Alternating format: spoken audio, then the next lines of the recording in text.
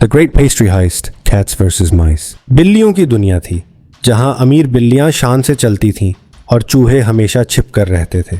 शहर की सबसे मशहूर pastry shop Fat Cat Bakery थी, जिसे डॉन फैट कैट चलाता था। एक खतरनाक गैंगस्टर बिल्ली, 6 चालाक चूहे मैक्स, बड़ी, चिप, स्क्वीकी, टोनी और फ्रैंकी एक बेसमेंट में इकट्ठा होकर नक्शे देख रहे थे। उनकी योजना थी फैट कैट बेकरी को लूटने की, जहां दुर्लभ और महंगी पेस्ट्रीज रखी जाती थीं। रात होते ही वे एक वैन में सवार हुए और दूरबीन से इलाके की निगरानी करने लगे। टोनी मुस्कुराकर, आज रात हम इतिहास रच देंगे मैक्स, गंभीर होकर, हमें बहुत सावधानी से काम करना होगा। चूहे अपने छोटे छोटे हथियार लेकर धीरे धीरे दुकान की ओर बढ़े। बेकरी के अंदर वे जल्दी से तिजोरी तोड़ने लगे और बेशकीमती पेस्ट्रीज को बैग में भर लिया। सफलतापूर्वक चोरी के बाद वे मुस्कुराते हुए वापस अपने ठिकाने की ओर निकल पड़े। बिल्लियों का प्रतिशोध। अगली सुबह बिल्लियों की दुनिया में हड़कंप मच गया। फैट कैट बेकरी लूट ली गई।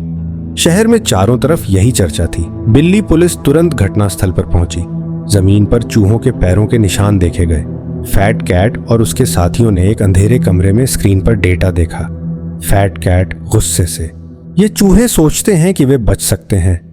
ब्लैक कैट यूनिट लीडर, हम उन्हें खोज निकालेंगे।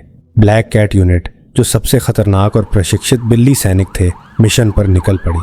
दूसरी ओर चूहे अपने अड्डे पर आराम कर रहे थे।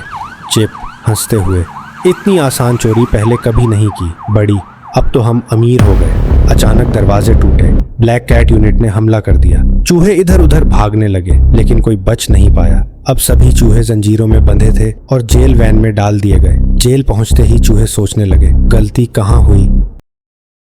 चूहों की वापसी। चूहों की दुनिया में हलचल मच गई। एक और गिरोह तैयार था। नए चूहे जैकी, रॉकी, स्नैपी, टिनी और ब्रायन अब बदला लेने निकले थे। छत पर एक चूहा स्नाइपर तैनात था, जो ब्लैक कैट यूनिट के हर मूवमेंट पर नजर रख रहा था।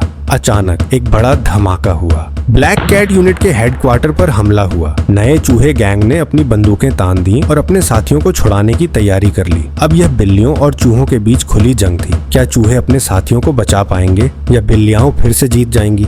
अगली कड़ी में जानिए फैट कैट की वापसी। युद्ध थम चुका था, लेकिन यह शांति केवल तूफान से पहले की खामोशी थी। फेलिना का सबसे ताकतवर गैंगस्टर फैट कैट अपने सैनिकों के साथ खड़ा था। शहर अब भी उसी का था।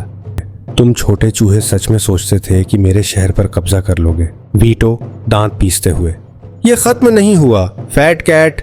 फैट कैट ठहाका मारता है, जैसे उसे कोई चिंता ही ना हो। फैट कैट हंसते हुए, अरे खत्म तो हो चुका है, पर तुम्हारे लिए नहीं।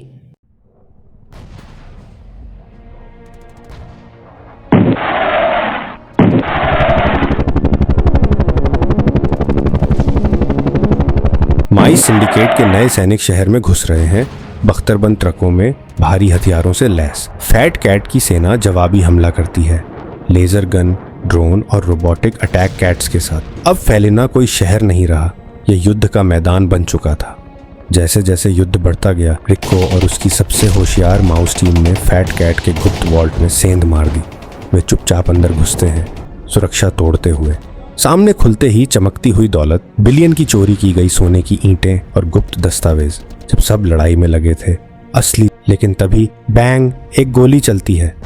फैट कैट सामने खड़ा है, घायल लेकिन मुस्कुराता हुआ। फैट कैट गहरी सांस लेते हुए, तुम सच में सोचते थे कि तुम मुझसे चालाकी कर सकते हो?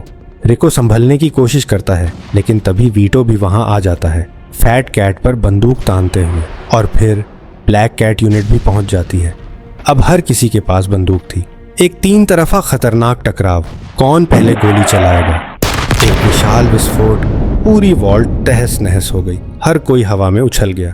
के बीच से रिको बाहर निकलता है। उसकी जेब में आधा सोना था। वह धीरे धीरे अंधेरे में गायब हो जाता है। फैट कैट और वीटो, कोई नहीं जानता वे बचे या मर गए। उनके शरीर कभी नहीं मिले।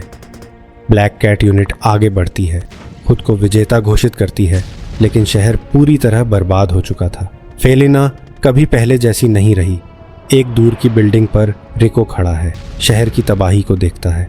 सिगार जलाता है, एक आखिरी नज़र डालता है और बुदबुदाता है। रिको धीरे से, फेलिना बहादुरों की होती है। अगर आपको ये कहानी पसंद आई तो और रोमांचक कहानियों के लिए हमारे चैनल को सब्सक्राइब करें। अगली बार फिर मिलेंगे नए रोमांच के साथ।